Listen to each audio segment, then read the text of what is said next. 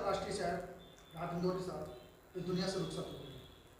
आप एक शायर हैं, उनको शायर की हैसियत से और सामाजिक की नज़र से कैसा महसूस करते हैं उनको जाने के बाद?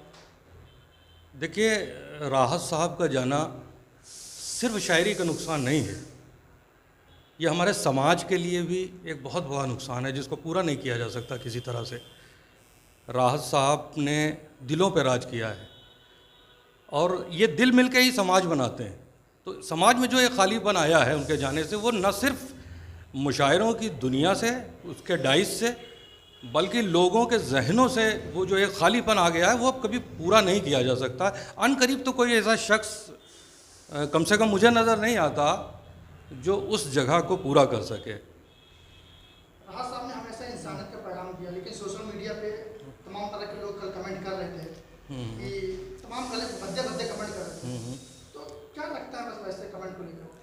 देखिए, ये जो दौर चल रहा है, यहाँ पर जब भी आप कोई सच बात कहेंगे तो एक पूरी फ़ौज आपको ट्रोल करने के लिए आ जाएगी। वो सच कोई भी सच हो सकता है, ये ज़रूरी नहीं है कि इस मुल्क के लिए वो सच बोला जाए, अपने ज़ाती फ़ायदे के लिए सच बोला जाए या किसी और सामाजिक मसले के लिए सच बोला जाए। असल में हो ये रहा है कि ये दुनिया धीरे धीरे सच के ख़िलाफ़ होती चली जा रही है।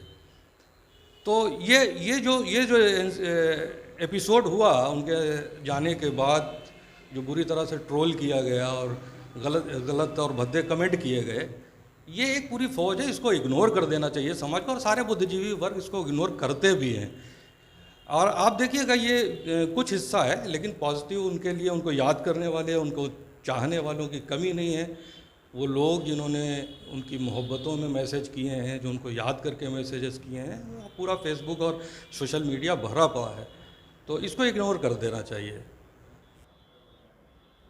कल सदी के महानायक कह सकते हैं और शायर राहत इंदौरी साहब इस दुनिया से रुखसत हो। आप युवा शायर हैं, कैसा महसूस करते हैं एक सीनियर शायर को जाने के बाद?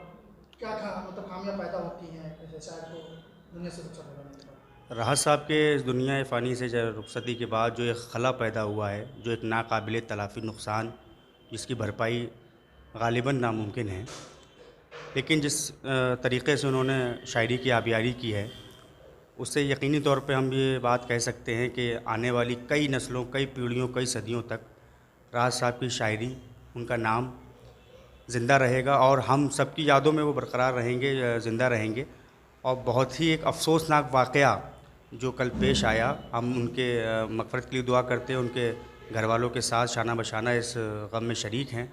और सबसे ख़ास बात ये रही, एक शायर होने की हैसियत से राहत साहब को अगर एक नज़र से देखा जाए तो ये उनकी शख्सियत के साथ इंसाफ़ नहीं होगा, क्योंकि उनके अंदर जितना अच्छा शायर था वो उतने ही अच्छे इंसान भी थे। तो लिहाजा आप उनको एक शायरी या इंसानियत को अलग अलग नहीं देख सकते। उन्होंने अपनी शायरी में भी इस बात को मैसेज दिया, जो एक संदेश दिया, जो एक पैगाम देने के लिए वो हमेशा स्टेज पर इंसानियत का परचम बुलंद करते रहे हैं। और यही इंसानियत का परचम जो उन्होंने बुलंद किया है, ये ता क़यामत रहेगा। तो इस हिसाब से अगर देखा जाए तो राहत साहब की शायरी भी ता क़यामत तक ज़िंदा रहेगी। कल राहत साहब का निधन हो गया, आप भी युवा शायर हैं, एक सीनियर शायर के जाने के बाद कैसा महसूस करते हैं? नहीं, महसूस तो बिल्कुल ऐसा हो रहा है जैसे कि हम सब एक दरख्त की छाँव में खड़े थे और आज वो दरख्त कट गया, और हमने अपनी आँखों से मीर तकी मीर को तो नहीं देखा, लेकिन ज़रूर उनके जैसे ज़ौक़ और मिजाज वाला एक शायर हमारे बीच से आज नहीं रहा। राहत इंदौरी साहब ने हमें सलीक़ा भी बताया कि कैसे शायरी पढ़ी जाए, शायरी कैसे कही जाती है, और उन्होंने कभी भी, कोई भी सत्ता रही हो, लेकिन कभी भी उन्होंने अपने घुटने उसके आगे टेके नहीं और अपनी जो दिल की बात थी वो आवाम तक पहुंचाई। पिछले वर्ष आपने एक प्रोग्राम कराया था उसमें राहत इंदौरी जी। साहब आए थे। तो आप क्या राहत साहब की याद में कुछ करना चाहिए? जी, हम लोग ने पिछले साल भी प्लान किया था और उनके साथ ही ये प्लान किया था कि इस साल एक प्रोग्राम कराएंगे जश्न राहत के नाम से, लेकिन उन्होंने भी यही कहा कि देखिए, ये सब तो पता नहीं ज़िंदगी कब करवट बदल ले, या ज़िंदगी का कोई भरोसा नहीं। तो देखिए, उनकी बात सच हो गई कि अब वो हमारे बीच नहीं रहे, तो ज़रूर हमारी फाउंडेशन उनके नाम से एक बयाद राहत इंदौरी के उन्वान से एक प्रोग्राम